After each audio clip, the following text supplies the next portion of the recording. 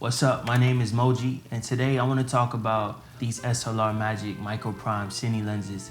I've been testing these lenses like crazy ever since I got them about 2 weeks ago.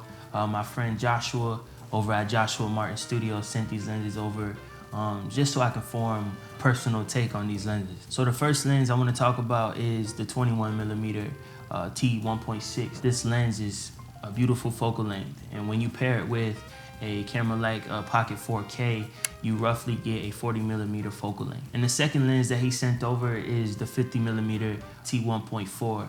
And on my Pocket 4K, roughly I would get a 95mm focal length. These lenses are micro four thirds mount. I believe SLR Magic makes other mounts like E-mount. So on these micro prime lenses, on the front, you have an 82mm screw thread.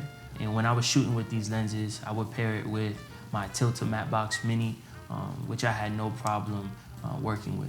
My first impressions on these lenses were the weight was very nice. It had a nice weight to them. And when I say a nice weight, they're pretty heavy for a budget-friendly cine lens. With budget-friendly cine lenses, they usually feel their price, or so to say, these lenses feel very premium. When you go higher up on cine lenses, they get pretty heavy. They feel very good in the hands. They're nice, compact, and they have a very modern build. The focus ring on these lenses are very, very smooth. The aperture ring has a lot more resistance than the focus ring, which I don't mind because you don't want to bump the aperture ring while you're running and gunning or anything like that.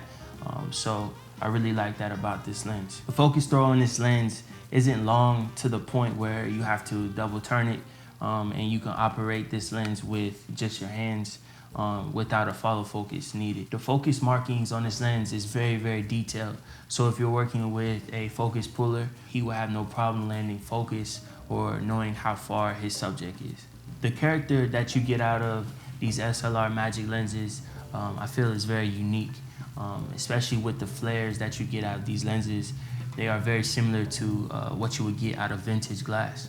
With my lenses, I'm usually shooting with maybe a 1/8 Pro Miss or a 1/4 Pro Miss, but on these lenses, I feel like that would be overkill because these lenses have nice blooming in the highlights. The highlights look very soft, and it looks very similar to what you would get if you were shooting with a Pro Miss. On both of these lenses, you get very, very nice bokeh.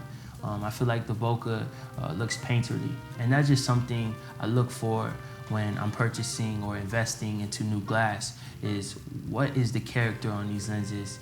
The one thing I did notice about these lenses is that you get a lot of chromatic aberration.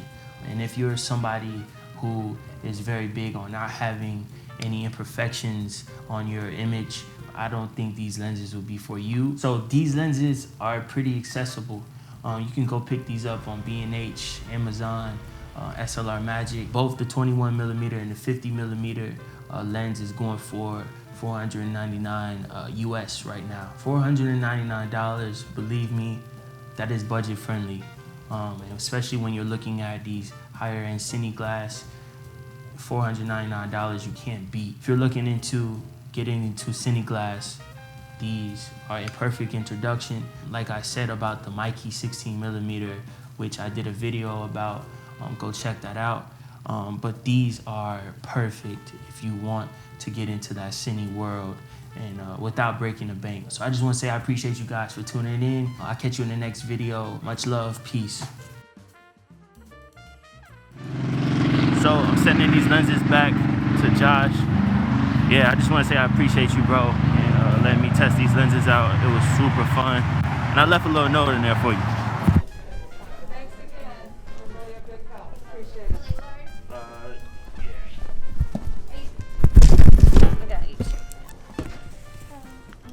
I'll have you come up here and I'll take out a picture.